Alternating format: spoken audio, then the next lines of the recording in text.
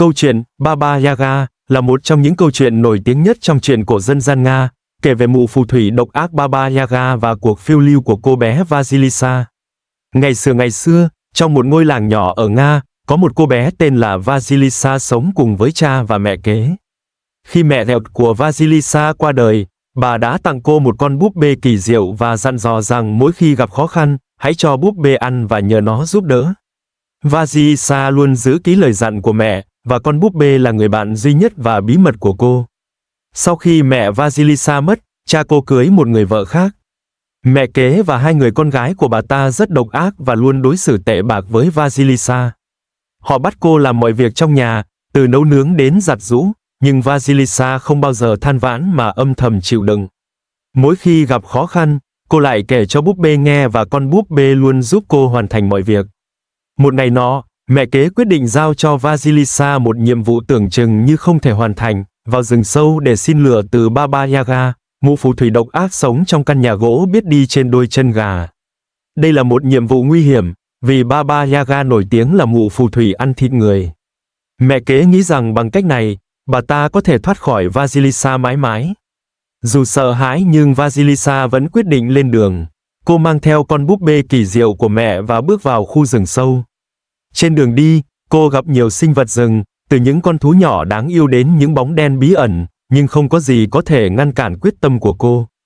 Sau một hành trình dài đầy gian nan, Vasilisa tìm thấy căn nhà của Baba Yaga. Căn nhà gỗ đứng trên đôi chân gà, quay trước mặt cô bé. Xung quanh nhà là hàng rào làm từ xương người, với những chiếc sọ người phát sáng trong đêm tối. Vasilisa cảm thấy sợ hãi nhưng cô vẫn quyết tâm tiến lên. Khi Vasilisa đến gần, Baba Yaga xuất hiện và hỏi cô bé lý do tại sao lại dám đến đây. Vasilisa lễ phép trả lời rằng mẹ kế đã sai cô đến xin lửa. Baba Yaga cười khanh khách và nói rằng cô sẽ cho lửa nếu Vasilisa hoàn thành 3 nhiệm vụ mà mụ giao. Nhiệm vụ đầu tiên là dọn dẹp toàn bộ căn nhà và sân vườn của Baba Yaga.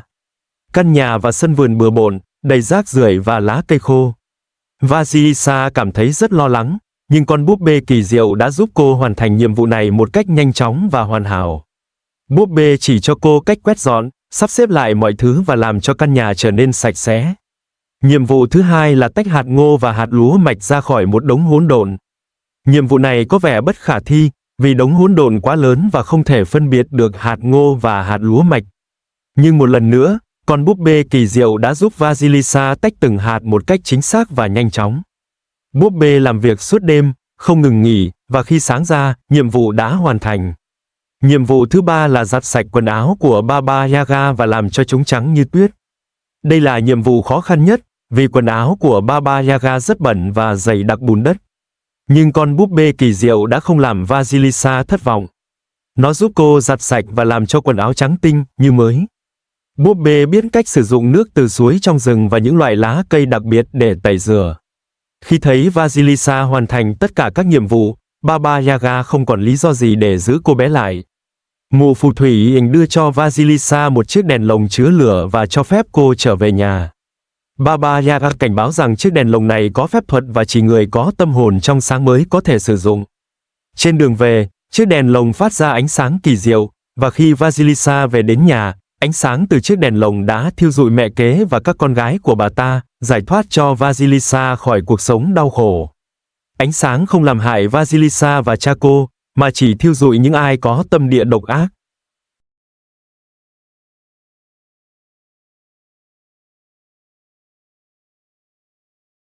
Sau khi mẹ kế và các con gái của bà ta biến mất, Vasilisa sống hạnh phúc với cha. Không lâu sau, cô gặp và kết hôn với một hoàng tử, sống hạnh phúc mãi mãi về sau. Chiếc búp bê kỳ diệu vẫn luôn bên cạnh và giúp đỡ cô trong cuộc sống, từ việc chăm sóc gia đình đến việc cai quản vương quốc. Ý nghĩa câu chuyện Baba Yaga không chỉ là một cuộc phiêu lưu kỳ thú mà còn chứa đựng nhiều bài học ý nghĩa về lòng dũng cảm, sự kiên trì và lòng tốt bụng.